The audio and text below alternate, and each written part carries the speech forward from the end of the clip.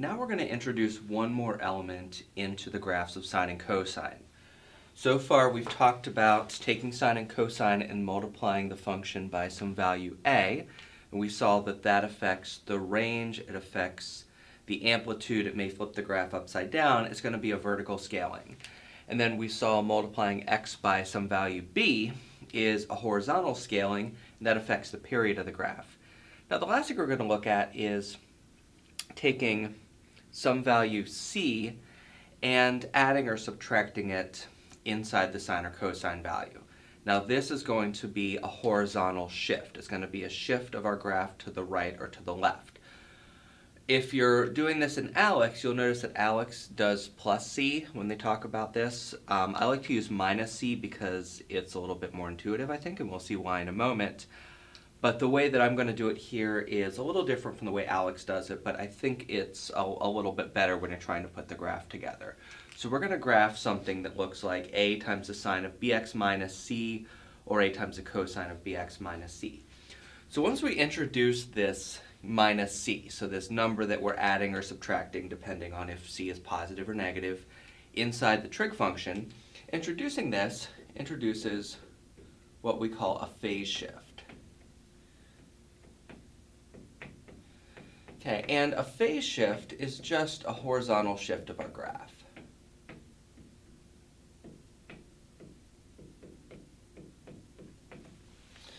Okay, so if you have taken an algebra course like Math 22, you have worked with horizontal shifts there. So the idea that if we take a function and we add or subtract something from x inside the function, that's going to shift our graph to the right or to the left.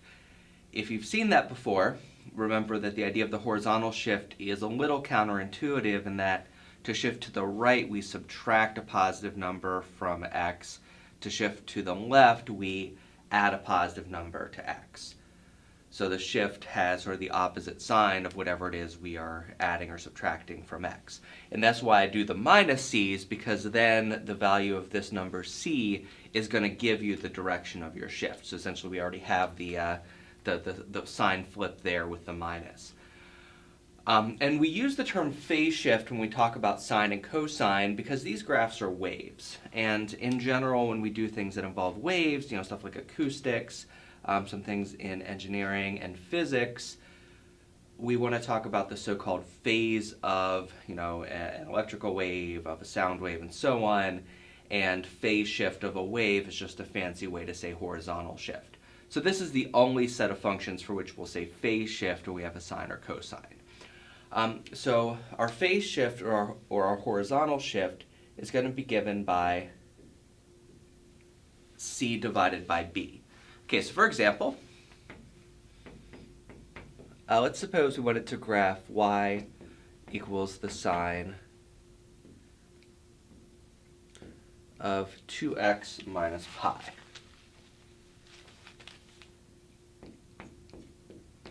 Okay, so here a is 1, b is 2, c is pi if we do this bx minus c notation. Okay, so in this case, our phase shift is going to be c over b is going to be pi over 2. Okay, so what that means is that our graph will be shifted pi over 2 units to the right. Okay, so this is going to be a right shift.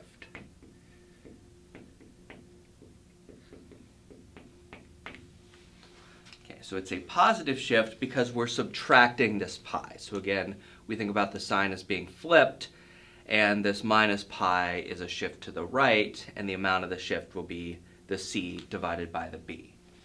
And just like before, we'll assume that b is positive. Towards the end of this video, I'll talk about what to do when our b is negative, very similar to what we were doing when we had a cosine b times x or a times sine of b times x. Same idea, a little bit more complicated. Okay, so our phase shift here will be pi over 2. In general, it's c over b. And then, just like before, our value of a is going to affect the amplitude. Okay, so that doesn't change. Amplitude and period will be unchanged. And the value of B is going to affect your period.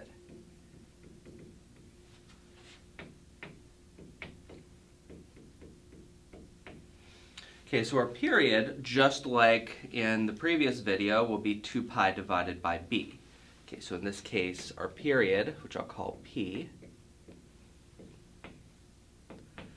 is going to be 2 pi divided by 2, which is pi. Okay, because in this case, our value of B is 2, because we have 2 times x. Okay, so we have a phase shift of pi over 2, we have a period of pi. Now, this is going to be a little different from the way we were graphing sines and cosines in previous videos. I find that the easiest way to graph these sorts of sine and cosine functions with a phase shift is to actually plot a couple of points and connect the dots. So what we will do is plot 5 what we call quarter points.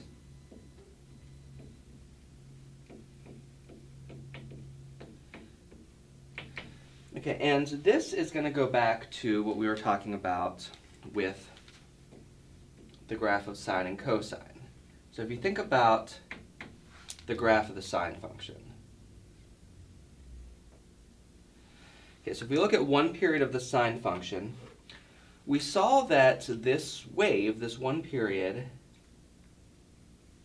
can be graphed if we know 5 points. So for the sine graph, it's basically the start and the end of the period at x equals 0 and x equals 2 pi. So this is for y equals sine x. And then we have an x-intercept right in the middle at x equals pi. And then we have our relative maximum at pi over 2 and our relative minimum at 3 pi over 2. So 1, 2, 3, 4, 5. These 5 points separate our period into quarters, because we have this first quarter, second quarter, third quarter, fourth quarter. So these 5 points we will call the quarter points. And if you know these 5 points, you can just connect them with a sine or cosine wave, and you will get the entire graph for one period. So now we're going to start our first quarter point at the phase shift.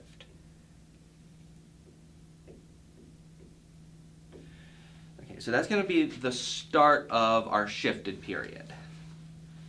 So over here, if we do our quarter points, the first one will be at x equals pi over 2.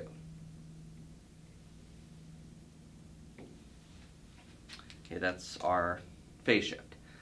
Then we're going to separate our period into quarters and just keep adding a quarter of the period to our phase shift until we get through one full period. So going back to the graph of sine x, note that our period is 2 pi, a quarter of the period is pi over 2, and these quarter points occur at intervals of pi over 2. So we start at 0, add pi over 2, add pi over 2, add pi over 2, add pi over 2. Okay, so in general, our next quarter point would be at the phase shift plus our period divided by 4. Okay, then the next one would be at the phase shift plus the period divided by 2, because now we're going quarter plus quarter. And then we're going to go phase shift plus 3 times the period over 4. And then finally, the phase shift plus a full period. There's going to be the x-coordinates. And then we take those x-coordinates, we put them inside our sine or cosine function to get the y-coordinates, and then we can connect the dots. Okay, so in this case, note that a quarter of our period is going to be pi over 4. Okay, so if we start at the phase shift of pi over 2 in our example, we add a quarter of the period, we're going to be at pi over 2 plus pi over 4 is 3 pi over 4. Then we add another pi over 4. We get pi. We add another pi over 4. We get 5 pi over 4. And then we add one more, and we get 3 pi over 2. Okay, So those are going to be the x-coordinates of our 5 quarter points. That's going to take us through one period of the graph.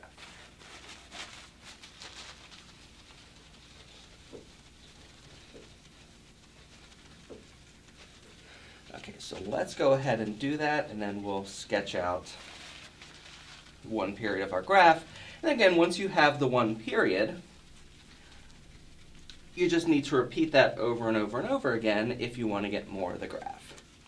Because the periodicity of sine and cosine, once you have one period, then you just repeat it to get more periods.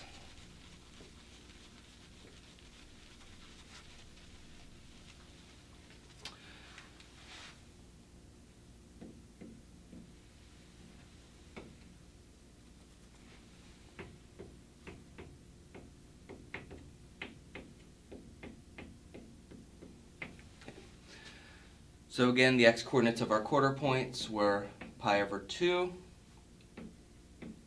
3 pi over 4, pi, 5 pi over 4, and 3 pi over 2. Okay, so if we plug in x equals pi over 2, y is going to be the sine of 2x is going to be pi minus pi, which is the sine of 0, which is 0.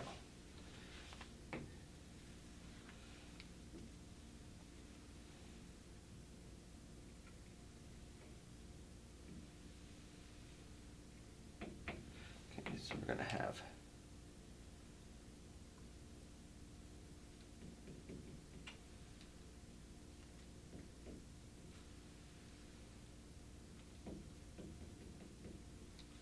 so at x equals pi over 2, we're going to have a point at y equals 0. Okay. Next, at x equals 3 pi over 4, which is right here, pi over 4, y is going to be the sine of 2x will be 3 pi over 2 minus pi. That's going to be the sine of pi over 2, which is 1. Okay, so when x is 3 pi over 4, y will be equal to 1.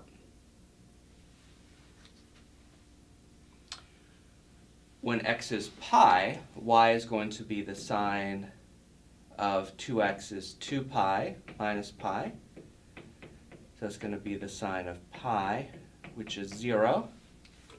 So we're going to have a point at x equals pi, y equals 0. When x is 5 pi over 4, y is going to be the sine of 2x will be 5 pi over 2 minus pi. That's going to be 3 pi over 2. And the sine of 3 pi over 2 is negative 1. Okay, so we'll have a point at x is 5 pi over 4, y is negative 1. And then finally, when x is 3 pi over 2, we're back to where we started. Y will be the sine of 2x is 3 pi minus pi. That's the sine of 2 pi, which is 0. So one full period starts at x equals pi over 2 and ends at x equals 3 pi over 2. And then again, we could repeat that over and over again if we wanted graphs of the sine function for other x values. But you see this has the general shape of the sine graph. Two things happened here. We did not affect the vertical scaling at all because a is equal to 1. Try to keep things a little simple here for our first attempt. But the two things that did happen was this change in our period, where our period is pi. That's because of this 2 times x. So now we're taking one period from pi over 2 to 3 pi over 2. The other thing that changed was this phase shift of pi over 2, so now the period starts at pi over 2 instead of 0. Okay, and then finally, let's just quickly talk about what happens when b is less than 0. And again, just like in the previous video, we want to use the fact that the sine function is odd and the cosine function is even. Okay, but now we have to be careful because we're factoring a minus sign out of both our b and our c. Okay, so for example, let's say we wanted to graph y equals 2 times the cosine of negative x minus pi over 3. So what we will do here is, and here the problem is that we have a minus times our x, and we want to get rid of that so our b is positive. So what we'll do is pull the minus out of everything inside the cosine. So we're going to write this as 2 times the cosine, and then pull the minus out of the x and out of the pi over 3. Okay, that's an important thing to note because we need cosine of negative 1 times something. So we need to be able to pull this minus sign out of the cosine. The only way we can do it is if the minus is multiplying everything inside the cosine. So we factor a negative out of the x and out of the pi over 3. So we get negative the quantity x plus pi over 3. And now we have something that looks like 2 times the cosine of minus theta. And now we'll use the fact that the cosine function is even, so we can just get rid of the minus sign. If this were a sine function, we'd have to pull the minus sign out. But for cosine, the minus sign just disappears. Okay, so these two equations are the same. Our original one and 2 times the cosine of x plus pi over 3. Okay, so in this case, our amplitude is 2. Our range is negative 2 to 2. Our period is still 2 pi. That doesn't change because we have a 1 times x, so b is 1. Our c is negative pi over 3, so our phase shift in this case is going to be negative pi over 3. Okay, so this is going to be a left phase shift. Okay, so here we have a equals 2, b equals 1, and then the way we're doing c, since we're doing minus c, c is going to be negative pi over 3, which indicates a left phase shift.